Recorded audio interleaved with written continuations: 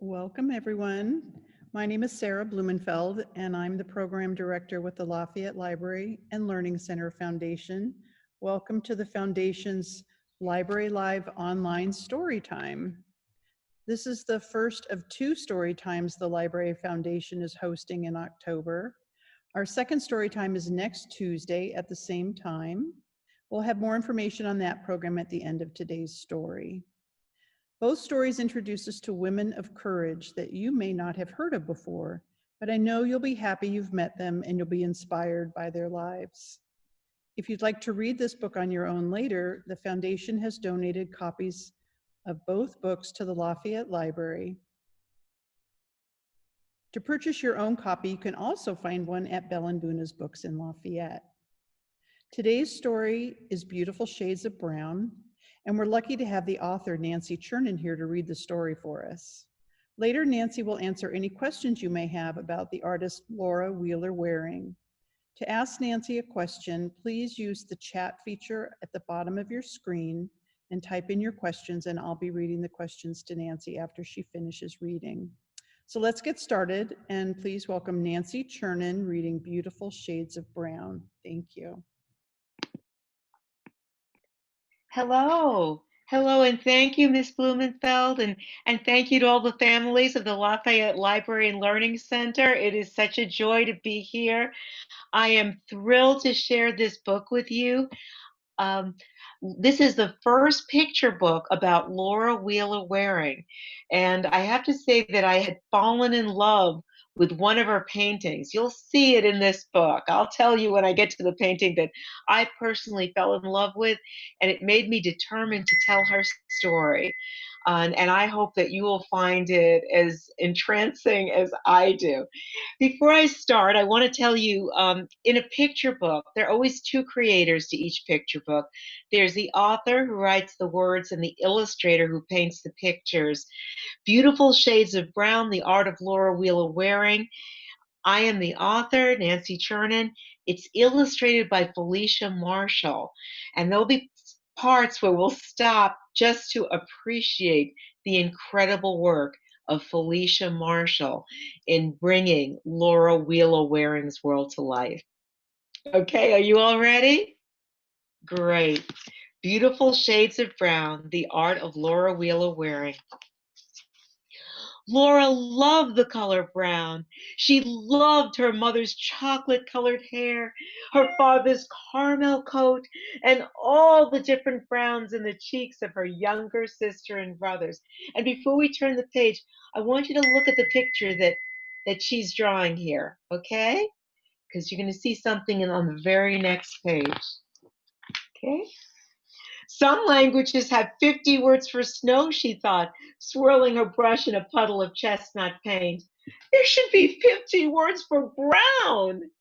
It was hard to get each shade right. Laura dabbed a spot of paint on her skin. It didn't match at all, not until she added some red and yellow. Maybe you didn't see brown in a rainbow, she thought, but brown was a rainbow with orange and blue, red and green tucked inside, playing hide and seek. And wait, remember on the last page when you saw her sketch? Look what Felicia Marshall did here. That sketch is now filled in as a painting. So you can see how Laura works. All right. Laura spent hours mixing and blending and trying for the precise shade of the russet crinkles by her father's eyes and the coffee-colored creases in her mother's hands. She bribed her sister and brothers with peppermints to sit while she captured all of their colors. One day, she dreamed, her paintings would hang in museums and everyone would see how much color brown could hold.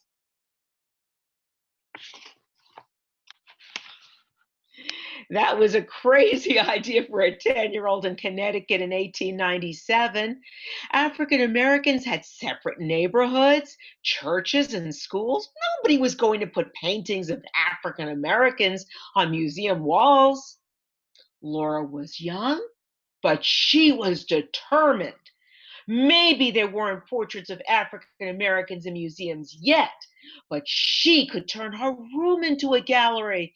At least there, her sister and brothers could see pictures of people with all different shades of brown, smiling back at them. And there you go. Look at those pictures that she created and what they meant to her sister and brothers. Okay. All through high school, Laura wanted only one thing: to go to a real art school, a place where she could learn to get the images she saw in her head out onto canvas. She applied to the Pennsylvania Academy of Fine Arts. It was far from home, expensive, and nearly all white. But when she got the acceptance letter, there was no question. Laura would get a job if she had to, but she would go. The academy was a good start, but Laura was hungry to learn more, to be around real artists. Everyone knew there was only one place to study art: Paris. Laura worked hard and won a scholarship. Clutching her paint box, she boarded a ship. Just like at school, nearly everyone around her was white, but her sketchbook was filled with portraits of people she loved, with luminous brown tones she didn't want to forget. In Paris, Laura visited museums and studied the paintings of Monet, Manet, and Cézanne. She set up her easel in the Jeu de Paume and copied the green skin of Lautrec's singers, the blue faces of Matisse's women, the caramel bodies of Gauguin's Tahitians. All the different ways people could be painted reminded Laura of what she'd wanted from the start: to paint portraits like the people she knew, people full of beautiful shades of brown. Back home in Philadelphia, Laura heard about a young African American singer performing Handel's Messiah at the Union Baptist Church. Marian Anderson was just a teenager, but when she walked out on stage, she held her head as high as a queen. Then Marian sang, and she didn't sound young at all. Laura's eyes filled with tears. It was as if she was hearing what she had been trying to paint for so long. Marian's notes rose and danced about her in beautiful shades of brown. One day, I'm going to paint Marian Anderson, Laura promised herself. Paris had made Laura's paintings bold and confident. News spread about the remarkable artist whose subjects breathed on canvas. In 1944, the director of the Harman Foundation told Laura they wanted to build a collection of portraits of important African Americans. Would Laura like to paint them? Yes, she would. Laura painted journalist and activist Alice Dunbar Nelson with ebony brown gloves on her rosy brown skin, proud in a bright yellow dress. She painted Broadway lyricist and poet James Weldon Johnson, a dashing black mustache on his sensitive face. She painted educator and writer W.E.B. Du Bois, wearing a warm brown coat and smoky topaz tie, holding sorrel-colored glasses. And look at this picture. Do you see how she's painting the painting? Right over there. And there'll be a surprise in the back for you, too. Laura was looking for more subjects when she saw a familiar name in the news. Marian Anderson had just been invited to sing at the White House, the first African American to do so. Marian's music was breaking down walls. Could a portrait by Laura break down walls too? Laura asked Marian if she would sit for a portrait. Yes, she would. Day after day, Marian posed. Laura mixed shades of brown, burnt umber with yellow and dabs of white. No, that wasn't it. How about a little green and violet? Closer. Laura wiped her paint-spattered forehead. Traces of red and cerulean blue? Laura looked at Marion and saw again the teenager singing so soulfully years ago. She heard again the music in all its beautiful shades of brown. She felt the melody travel down her fingers as she dipped her brush into the paints of a palette and found the exact luminous shade of Marion's beautiful brown skin, her gown, the room. Laura put down her brush. She held her breath as Marion studied the painting, hoping the great singer would see her spirit mirrored there.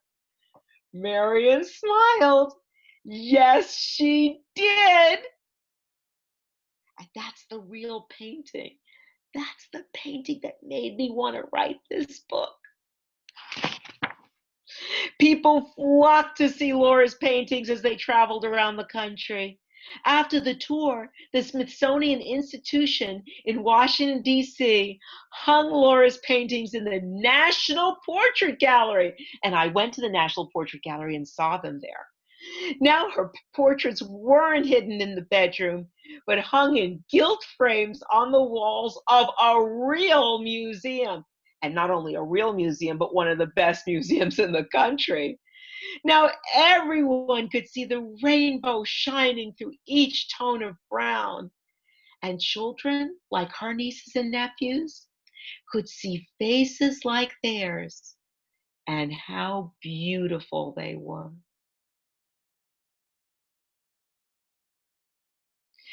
These are the actual paintings by Laura Wheeler Waring. You know, it's very unusual to get the rights to reproduce the actual paintings of a great artist, but we got special permission from Laura Wheeler Waring's heir, her great grandniece, Madeline Murphy Rabb, and the Smithsonian Institution to reproduce these actual paintings.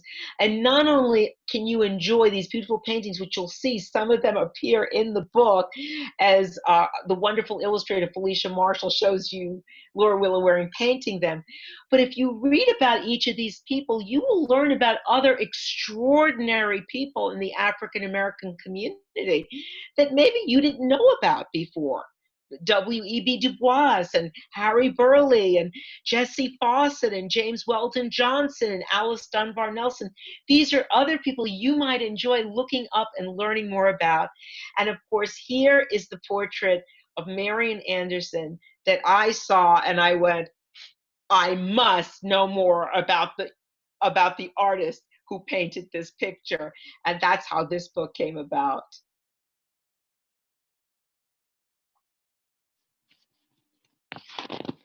You'll find at the back an author's note and a timeline. There I am. There you saw Felicia Marshall, the illustrator. Yep, here it is.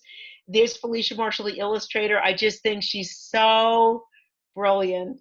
And if you agree with me, feel free to let her know. She's a very shy person, like Laura Wheeler Waring. She doesn't draw a lot of attention to herself, but I love to share with her the lovely things people say about Felicia Marshall and her work.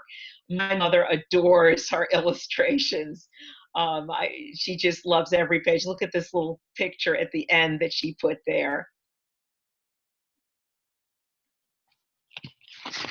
And there, of course, is the back of the book, and then you see Laura Wheeler Waring, and again, her reproduction of one of those paintings.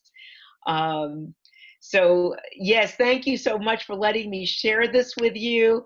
It has truly been my joy. I'm so grateful to Ms. Blumenfeld and to the Lafayette Library for letting me share this story, which is so close to my heart. A true story about a woman who broke down walls between people. When you think about it, there are so many ways to build bridges, and each way is as individual as we are. With Marian Anderson, her gift was her voice, and she did it with the power of her music. Laura Wheeler Waring wasn't a singer. Her gift was her painting.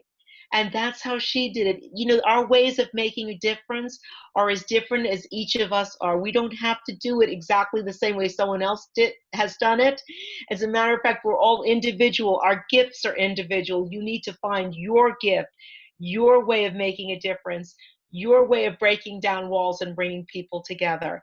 Um, and that's what the world is waiting for. And I do hope this inspires you.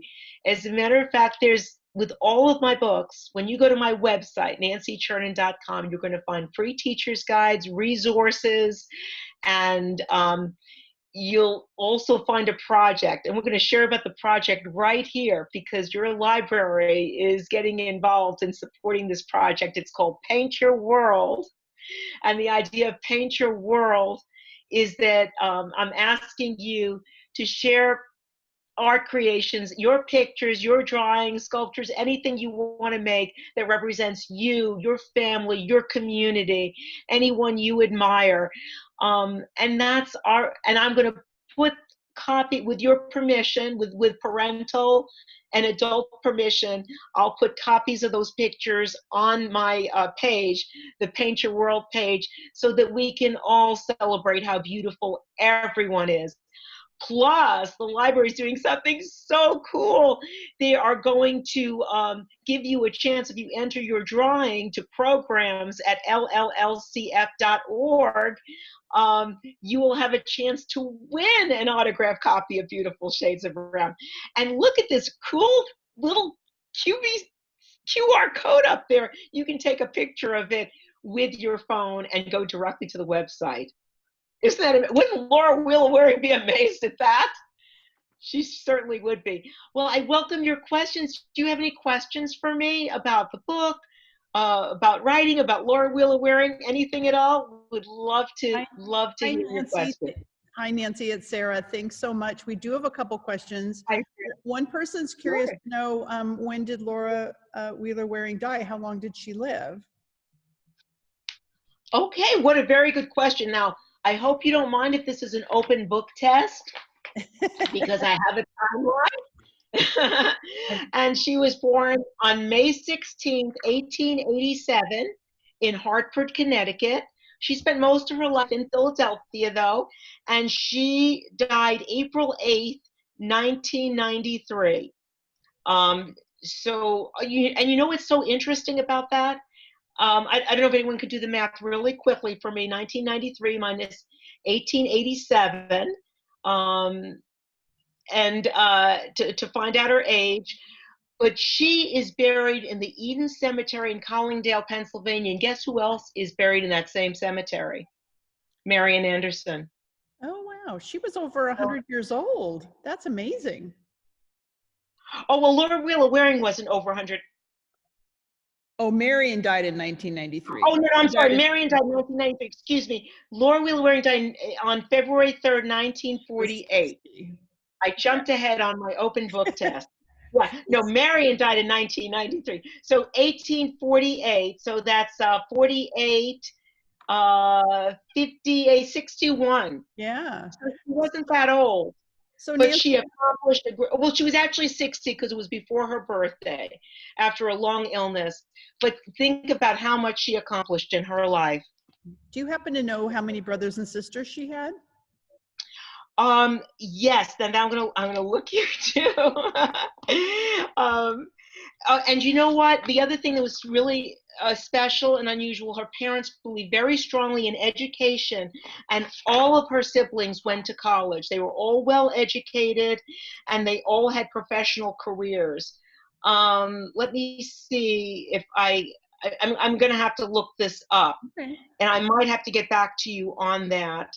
But I believe she had one sister, and please don't hold me to this. I think it's 3 brothers, but wait, it might be in my author's note here. Okay, let's see. Oh, all of Laura's siblings graduated college except for a brother who died when he was only 3 days old.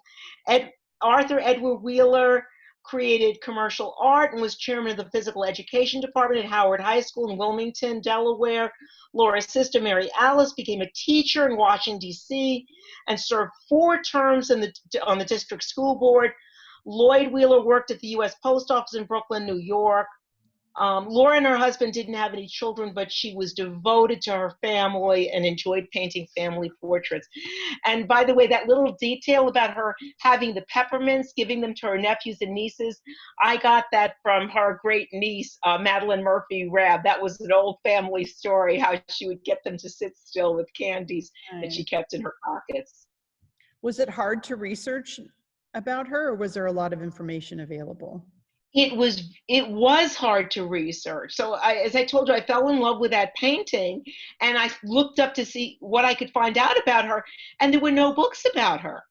There were no books about her, and I was so puzzled.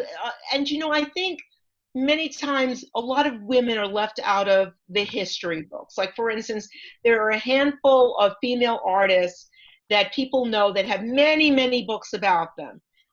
I mean, Georgia O'Keeffe and Frida Kahlo and Mary Cassatt, and you'll find many, many books about them, and then there's just nothing about anyone else. And there was nothing about her. And then the very few books about artists of color. So it was really compounded that way. So what I did was I found out where her paintings were, which were at the Smithsonian. I went directly to the Smithsonian, and they were very helpful to me, and they sent me a book they had about the Harmon Foundation. They put me in touch with her great grandniece, Madeline Murphy Rabb. So I had to do a lot of original research to put all this together. Yeah. And it was so worth it. It was like going on a treasure hunt, and every time I found something new, it was so exciting. And I just felt such a connection to her, and just her vision and the beauty she saw in the color brown, and how she saw all the variations, and how she reminded us, actually, remember how I said each of us is unique? Well, each of us is unique right down to the color of our skins, because nobody's skin color is exactly the same. Yeah. I mean, and in a way that reflects how each person, no two people are exactly the same. So I we mean, have we like, Nancy, we yes, go have a ahead. couple questions from little kids from some of our early readers, and they're curious if you know whether or not she was born a slave, and maybe where she was born. I know it says Connecticut in the book, but was she born there? And do you know how young she was when she first started painting? I think it says 10 in the book. Yes, well, we know about her around 10, but I wouldn't be surprised if she'd been drawing, coloring since she could hold a crayon or a paintbrush. No, she wasn't born a slave, but I believe her grandparents or great grandparents were. She was born in Connecticut, but she was born in segregation where everything was separate, and her grandparents had been abolitionists, and her parents were also very outspoken in um, in in in demanding rights and equality for people who were African American, for people of color. And and here's the thing about Laura. Her parents were very outspoken. As a matter of fact, her father was a preacher, and he would give big speeches. But Laura was a shy person. She didn't like to give speeches, and she didn't like to draw attention to herself. So she found another way to carry on the family tradition of fighting for equality. She did it with her paintbrush. Do you know what her parents did for a living in Connecticut? Oh my goodness, you have so many wonderful questions. I had to go back here again, but and I may have to get back to you just to confirm all this, but from my memory, I do believe that her father was a minister, and I believe her mother was an educator. Mm-hmm. But I will go back and double check that with you, and get back to you. But they were all well educated, and there were a lot of ministers in the family. Okay. And so again, ministers are used to giving big speeches and getting people, inspired to make change. And I just think that she was, I think, as someone who is also, as a writer, I always like to let my words speak for me, the words I write. And I think that's how she was. She liked to let her pictures speak for her. Well, we know that she was born and raised in Connecticut. Someone is Yes. curious do you know if she lived there all her life, or did she maybe move to DC since she was painting? She didn't move to DC, but she actually moved to Philadelphia because remember she got that scholarship at the Pennsylvania Academy of Fine Arts, which Right. by the way has some of her paintings there even now.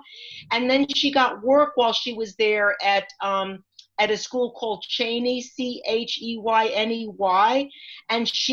and she taught there for many many years. She met her husband there in the Philadelphia area, so she lived in Philadelphia, and as you know, she's actually buried in Pennsylvania, in Collingswood, Pennsylvania. So while she was waiting, she's actually in the Connecticut Women's Hall of Fame. They like to claim her, but once she went to school, she moved away and she stayed there in Philadelphia, except of course for the time that she went to Paris to study. She pretty much stayed in Pennsylvania. Although when she went to paint Marian Anderson had a big farm in Connecticut. So she took the train to Connecticut to go and visit and stay with Marian Anderson when she painted her. Thank But her you. home was in Philadelphia. So someone had asked about the book, and I just want to remind people that we have given copies to the Lafayette Library. They might not appear in the Contra Costa County catalog yet. You can email me at programs@llcf.org if you're interested in checking out one of the books, and I'll put you in touch with our general manager, Vicky Shaka, to help you get that. You can also buy your own copy at Bell and Buna. And we would love to have drawings sent in if you want to paint your world. In addition to sharing them with Nancy, we're going to decorate the windows of the library with them. And so if you send us your drawing by the 30th, we'll put your name in for a drawing for a copy of the book, but we also want to decorate the library and put them out here at the library. I also, let's see, anything else, Nancy? Are there any other questions before I kind of move on just a little bit? Well, I would like to say that if people do end up purchasing books from the bookstore, which is wonderful, and if you let Miss Blumenfeld know and she gets in touch with me, I'll be happy to send you signed book plates and bookmarks. They're actually matching bookmarks. I always have matching bookmarks for all my books, and this one has my favorite painting on the back of it. Can you see this? Yeah, It that's has the Marian gorgeous. Anderson painting on it. So if you do end up wanting to get your own copy, and I'm not there to sign it because I can't travel out there, I'm still happy to send you a signed book plate and the bookmark. Just let Miss Blumenfeld know, and I'll pop them in the mail to her. So one last question about that gorgeous painting. It looks to me like it was life size. Was it really as big as it seems to be in the book? Like it was maybe full size? Well, let's see. It is a pretty tall painting. You know, the others are is it life size? I don't know that it's life size, Looks pretty but big. it's definitely the tallest and the biggest one Right. of any of them. Well, Nancy, thank you so much for doing this. This is Oh, my awesome. joy. Thank you so much for having me in this warm reception, such great questions. And also, if you have questions after all of this, and again, you tell Miss Blumenfeld she has my email, she can reach out to me, and I'm happy to answer and follow up. Please feel free to go to my website, nancychurnin.com, where you'll find free teachers guides, resources, way to contact me. I make myself very available. It's my joy to share these books. And we hope I to have you back in January. We have another story time we want to plan with Nancy after the first of the year. That's right. Yeah, we can. So I also want to share with everybody that the next week's story time is another unique story of someone you may not have heard of, but you will find just as fascinating. Again, you can put your phone over the QR code and turn on your camera, and it will take you right to the website to sign up for that one if you're interested. And we just want to thank everyone who came. We had a nice audience today. I appreciate everyone being here. And Nancy, I can't thank you enough for doing this incredible program with us. I've been looking forward to this. I had never heard of Laura, and I just think her story is incredible and her art is stunning, as is the illustrator who worked on your book. Her work is exceptional. as well. So if you like this program and want to do more, please sign up for our newsletter, which goes out once a week. And we are also on Facebook and Instagram for the Lafayette Library and Learning Center Foundation. And Nancy, thank you again. And thank you Thank everyone who you. tuned in today. Have a good day. Thank you all. Be safe and well. Bye. Bye.